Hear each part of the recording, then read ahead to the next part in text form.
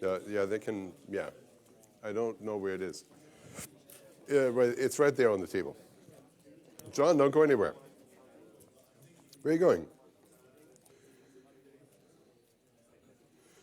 Okay. Live stream is on, and I'm going to hit record here, see if we can get this computer to crash. All right. So we went a little bit over on the first session. So we're so close to lunch that our organizational angels say that it's better to do a Q&A session right now. So let's do that. Got questions? Got answers? Questions. This is going to be a bit of a sharing session too, right? I mean, guys, so many of you sitting in the room here are so experienced in doing.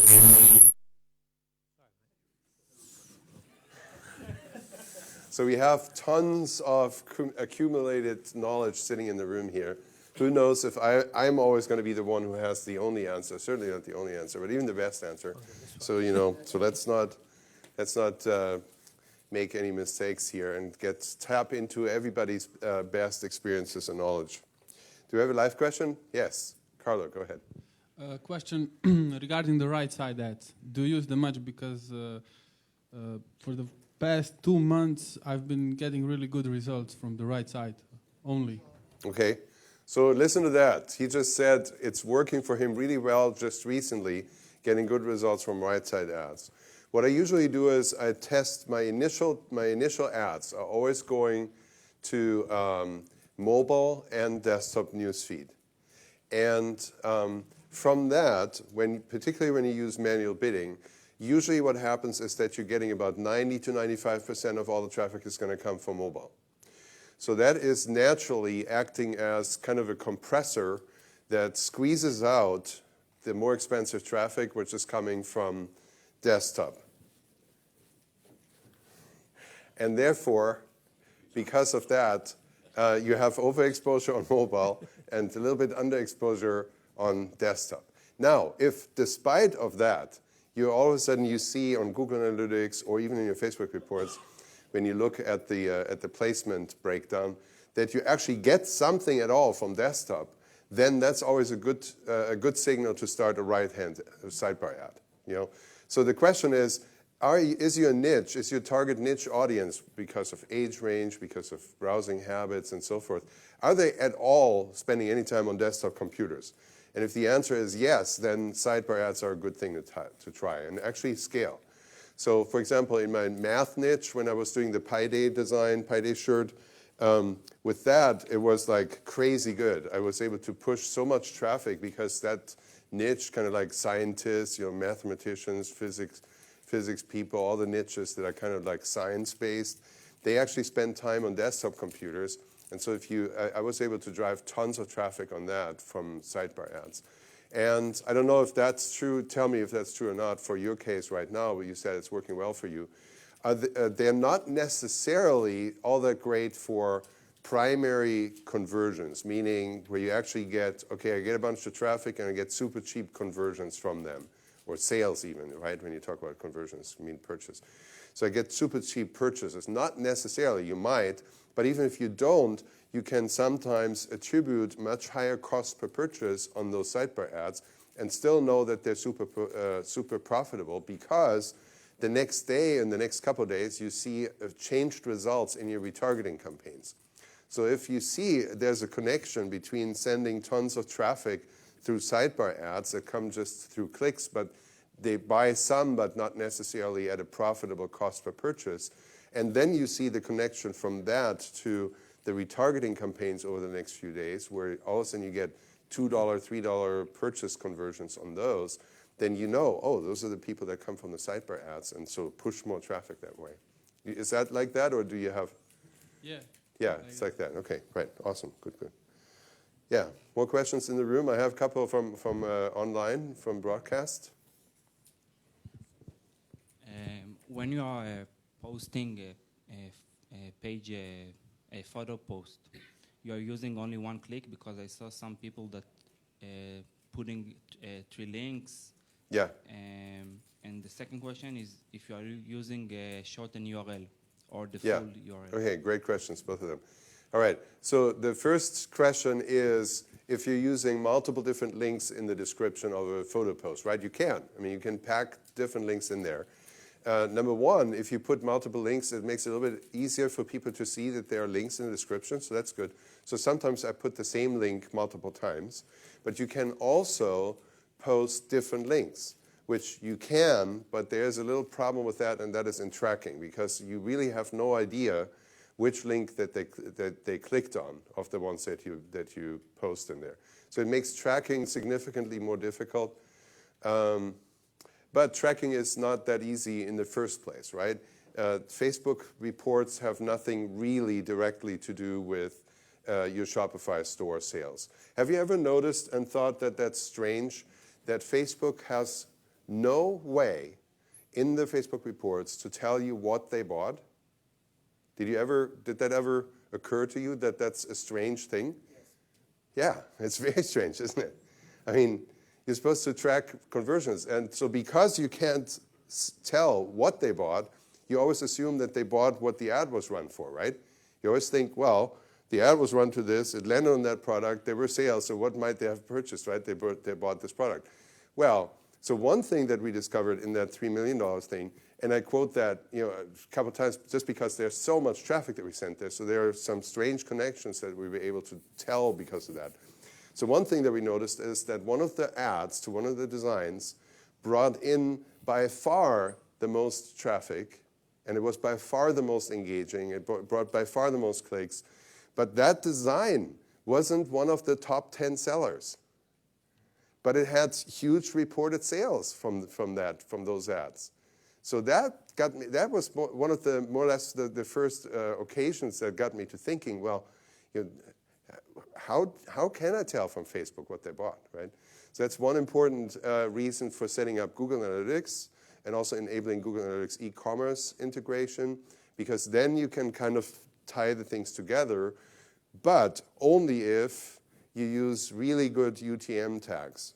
UTM, so Dimitri will be on later today. He'll tell us more about that. But the idea on Google Analytics is that you have a set of 5 or 6 UTM parameters, UTM variables, that you have to pass in through as many traffic links as possible so that Google Analytics can tell the difference between the different traffic sources and where traffic is coming from. And so when you do that well, then you can see these things in Google Analytics, and you can see, oh, they came from this. And even on a carousel ad, they came from this product in a carousel ad, but they bought something else, right? You can see those things there, but astonishingly not in Facebook reports. So the second question ties into that with the URL shortener. I do use URL shortener, but only my own WordPress plugin, Red Retarget, right? The reason I use that is because it's the only software I know of that allows you to put UTM tags, a complete set of UTM tags that identifies traffic in Google Analytics. It allows you to put a complete set of UTM tags inside the redirect link and then override those tags selectively from links that come from the outside. So that means that if there's no additional tag on the outside that's coming from a Facebook ad, then the default tagging is active, and you know that all that default tagged traffic is organic traffic.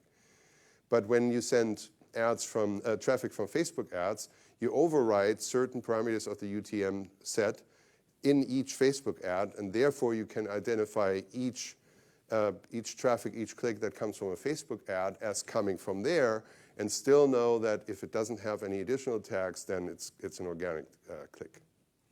So I like and recommend that. And you can all have that for free, by the way, right? So just send me an email to support@ecomconvert.com, and I'll send you a link to that. We're actually working on a Shopify app version of that, which will make it even cooler and faster to generate those redirect links and pre-tag them all with like templates and stuff like that. But that's not quite ready yet. Emma. What's your frequency like? Because I get freaked out when it goes to 1.5. But the sales not going anywhere once it gets to 1.5 and above. Okay.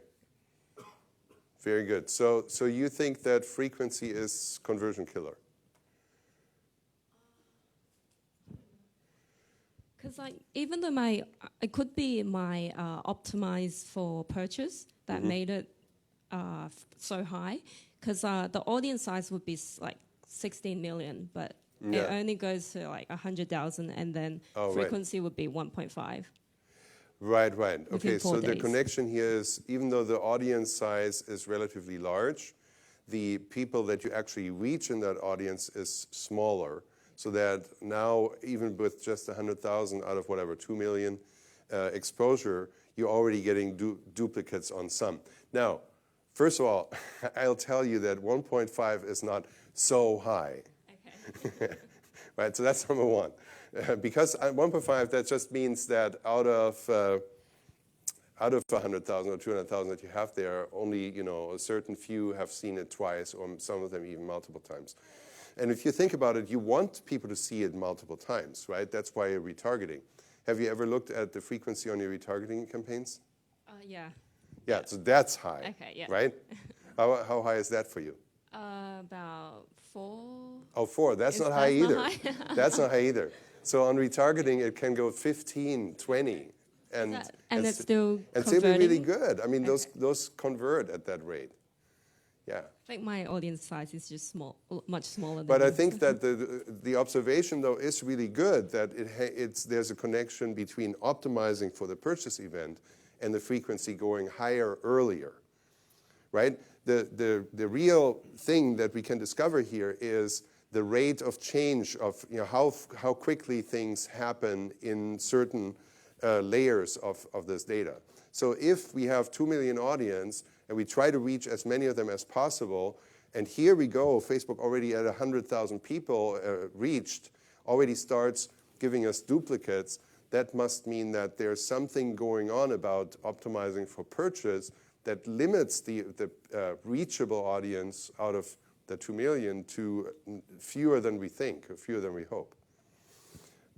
So I mean, it's a great idea to run tests on that to see if that's a general phenomenon on website conversion optimized campaigns versus link click campaigns. That would be a great test, I think, because I would think that, I mean, there could be other reasons too for why it goes higher on the frequency. And it could just be part of how Facebook optimization works, is that it starts duplicating the best performing audience exposure. So by link click, you mean the PPE post, but with the Quaya hack? The Quaya hack. Is that what you mean? I've come to dislike the term Quaya hack a little bit. But yeah, that's what I'm talking about. I tried once, but it didn't really work for me. Yeah, so what, the Quaya hack didn't work, or the Quaya optimization didn't Or work? maybe I did it wrong, but it was, yeah. Okay, well, the Quaya hack is called Quaya hack because when the name was made up, Quaya was really cool. Quaya has stopped being really cool because over the period of about a year at least, they have basically stopped updating and implementing stuff that is cool new features in Facebook. So that's why I really don't use Quaya that much anymore. But the problem is that with the native Facebook tools, you cannot create an ad that is a photo post, has a link in the description, and is optimized for link clicks. And you can bid on link clicks because of that. So that's the workaround. But the workaround is available with any Facebook API tools. So we've even considered building the Quaya hack into Trackify just for the heck of it,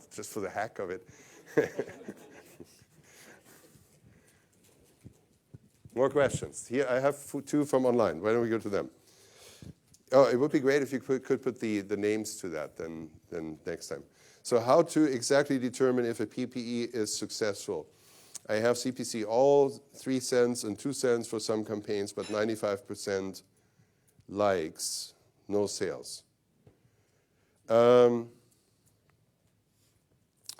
Yeah, well, the PPE is to determine engagement. When engagement is good, that's a good condition for moving to the next step. It doesn't necessarily mean that this is going to be a great seller, but it's a precondition for having low costs on your ads for the website conversion ads. So the connection is this, between the PPE tests when you have really low cost per CPC all, so really low cost for engagement or really high engagement. When you have that, now you're starting a website conversion ad.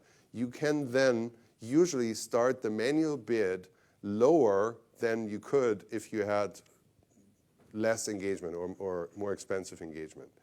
That's the real connection. So typically, when I have like really low cost per click all, 3 cents or 2 cents, I know I can start an add to cart optimized website conversion with a manual bid on $7 and I get traffic right out of the gate.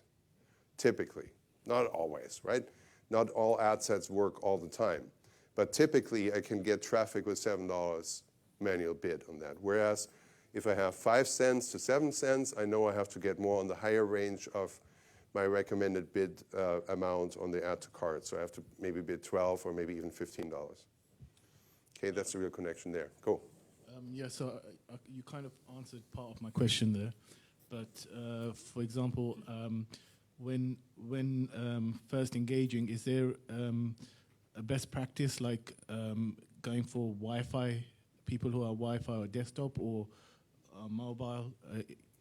Well, what do you recommend? Yeah, it depends on the niche and what you already know about the niche. If you already know something, then you might reduce it. So there's the option, what he's talking about with Wi-Fi, there's the option that you can limit the ads going to mobile users only if they're connected to a Wi-Fi and not just to the normal phone connection, right?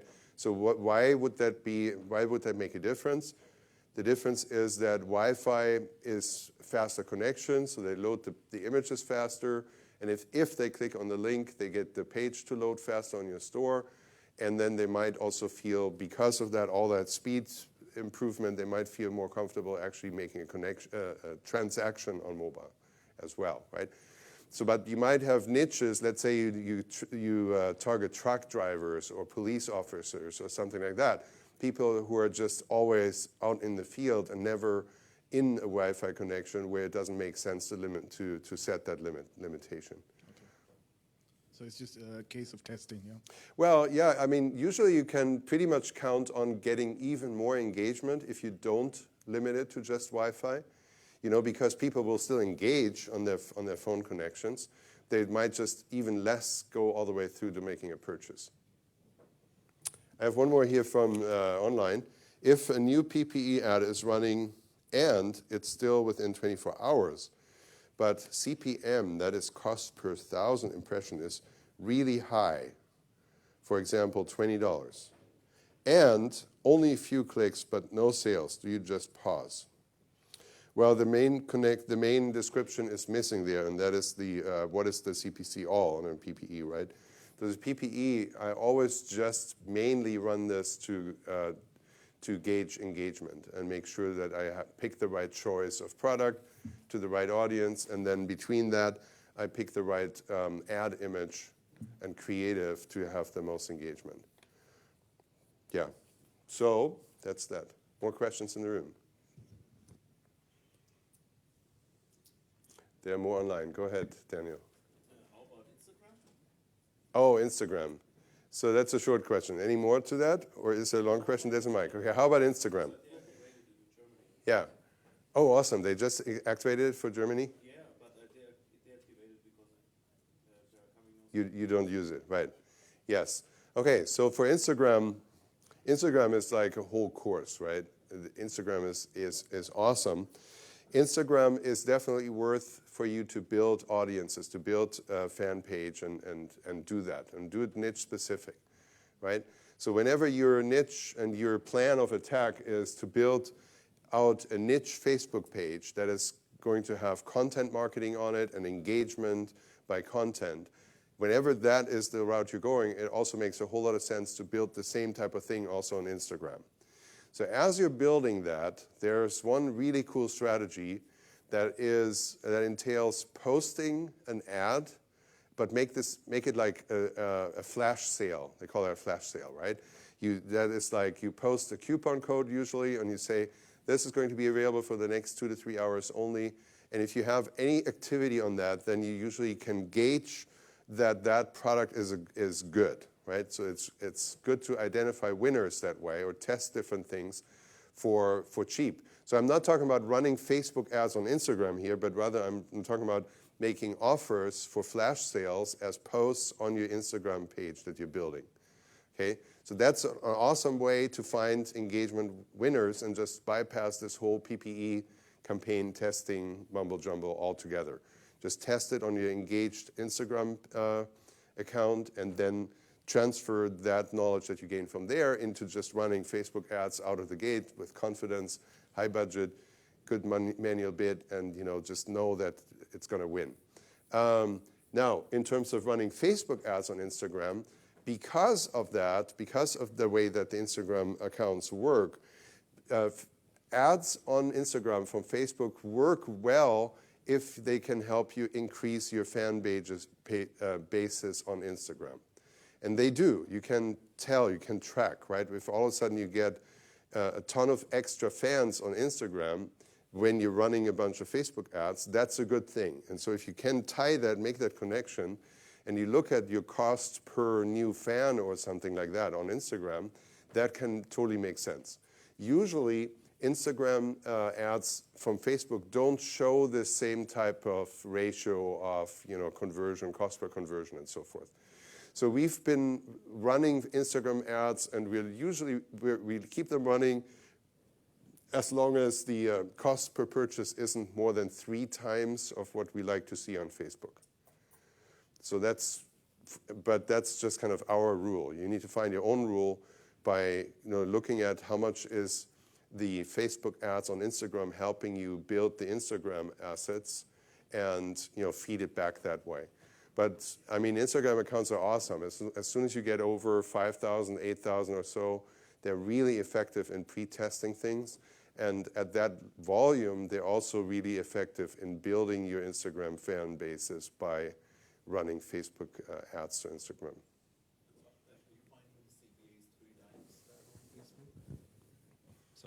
Are you finding that the CPA is 3 times that on Facebook? Well, again, this is just kind of like a gauge for us to when do we stop running Instagram ads. And for us, it was like, okay, it's kind of like what your tolerance for spending that is not, where you don't see an immediate ROI, where you don't have an instant tie to, yes, because I spent $100 there, I got $300 back. Well, on Instagram ads, our rule was if we spend $100 on Instagram ads, if we get $30 back, that's fine. Right? But that's just because we made this kind of connection of, yes, Instagram ads help us build Instagram page audiences, and that helps us with all the other stuff that feeds back into the way that we run Facebook ads. Have you found that also helps in building retargeting audiences back on Facebook?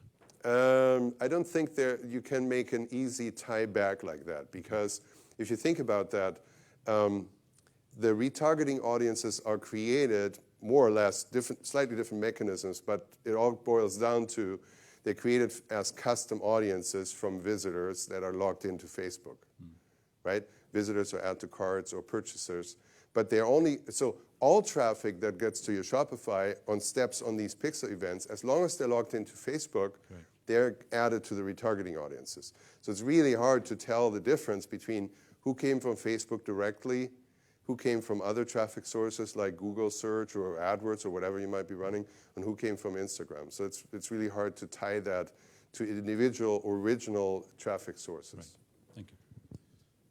Would you use the same strategy for Pinterest? Maybe. Pinterest is different but similar to Instagram, right? I mean, it's so different because the target audience is different. It's different because now you can actually run fairly effective ads on Pinterest directly. I don't know of a strategy where you can post Pinterest posts in a similar way as like flash sales. It doesn't really have this immediate responsiveness as Instagram does. I mean, Instagram is so direct, right? I would say with respect to how you can like test something like really quick and get a quick result, that speed of immediate reach is right now very high on Instagram. And I don't know that there's a comparable thing on Pinterest. Okay, and do you have any strategy for influencer marketing?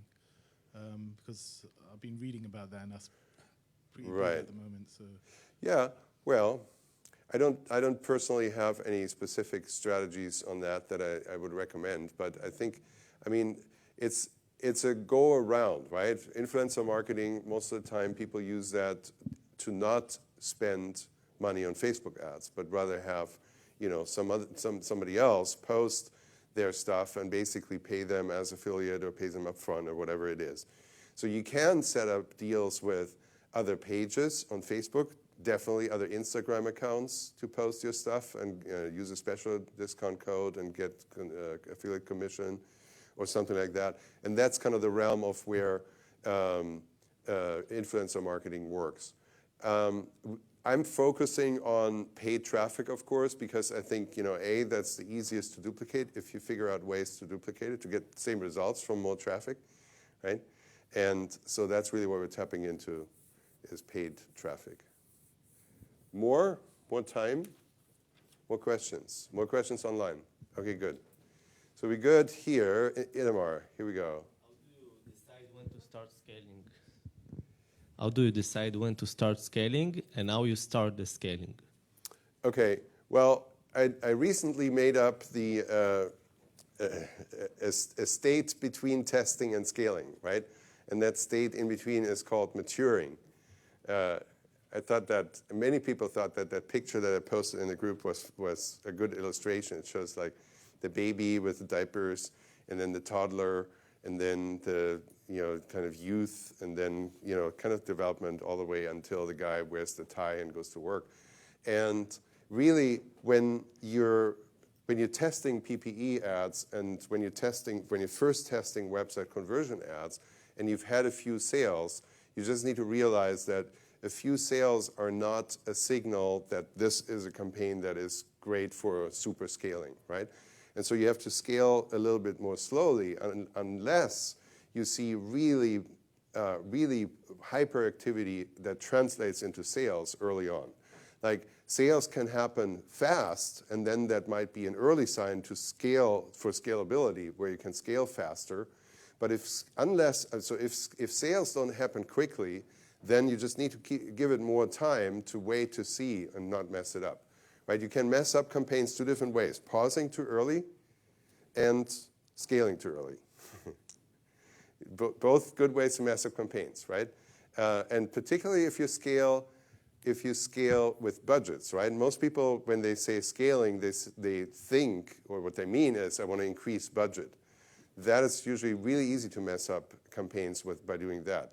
So in the early stages, when I think, oh, this is a good product, this is a good audience, this has really good science, but not a huge volume yet, I usually prefer to scale this out in the sense of, I'm just going to add audiences that are similar to the ones that are working, and I set them up as additional ad sets with kind of the same environment, the same conditions, the same budget, the same bid amount. I usually get them. I'll show you right after lunch. I'll show you an example for how we really start, with what bid we start, and what we do if certain things happen after that. But so I scale out first before I try to add volume on the existing ad sets. And that gives the whole thing kind of more roundedness. And I have more assurance that the product is good, that the targeting is good, and that it's working on a broader basis, and now it's getting some momentum. I run them all to the same photo post, so all the social proof is congregating on the same posts there. That makes things easier too in the long run, right? When you start with your warm audiences and you create some initial sales there, now you have initial social proof on the post, and then the little bit colder audiences respond differently to that post than if they had been sent to that same post at the very beginning. So it's a little bit dynamic and depends on what changes when and how far. But that's the most important tip here in this bundle in his answer is just scale it out first. Don't try to increase the few ad sets that you already have, but rather create more ad sets first and get to a broader base of signals of success for that thing. All right. Yes, one more question. Last question. I wanted to ask if you pay attention to the relevance score in the because I've had things that have a good engagement and yet the relevance score is like 3 or 4. Oh, really? That And- low? Yeah, and then I've had different things that are like relevance score 10, and then it's not so productive. Yeah. Not so productive, you mean actually not so engaging or just not? Yeah. Yeah. No, I actually had the relevance score 10 not for a product, it was for lead ads. It was working all right, Yeah. but still, like, what do you say on Not that relevance many score? leads. Like, I've never. I usually don't look much at it. When I look at it, I usually find that anything above 6 or 7 is working all right with the other rules that I use. And anything below that, the other rules are not found. So that's working too, according to my rules. I think that the relevance score is a little bit a simplified metric. So it doesn't tell me as much as looking at CPC all, 3 cents. You know, I add to that maybe what is my cost per click, even with the PPE ads. Usually on the PPE ads, the cost per link click is sometimes really high. It can be like $1, $1.50, $2. And once you change that to a website conversion ad, you see that the link click cost is dropping significantly. So all of this data tells me more than just looking at one number, which is the relevance score. So that's why I don't really use it that much. One more, Roger. Last question before lunch.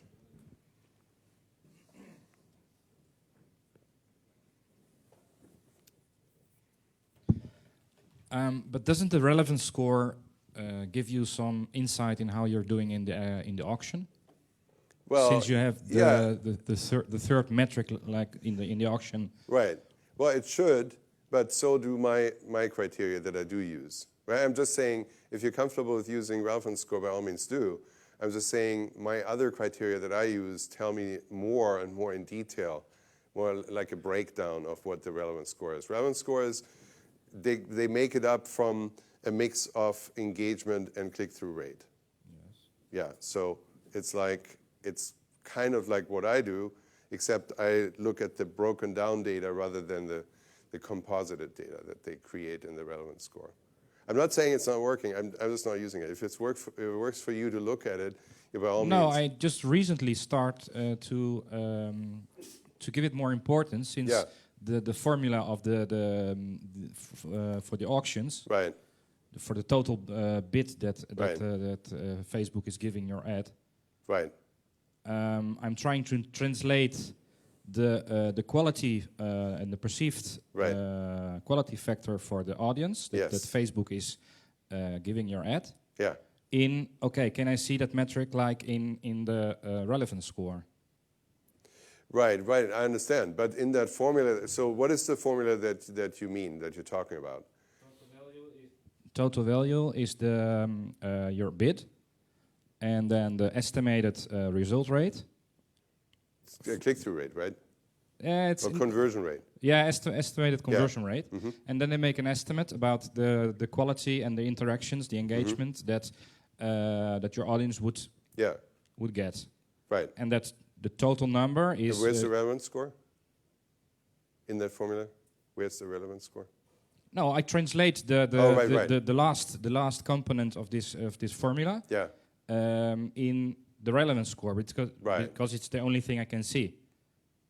Yeah, but my argument is you can see actually way more if you look at CPC all and cost per click and these other things. Yeah, I'm just more comfortable with the idea of looking at engagement, and I translate this formula that you're talking about also in total value for the auction is engagement plus monetary bid amount.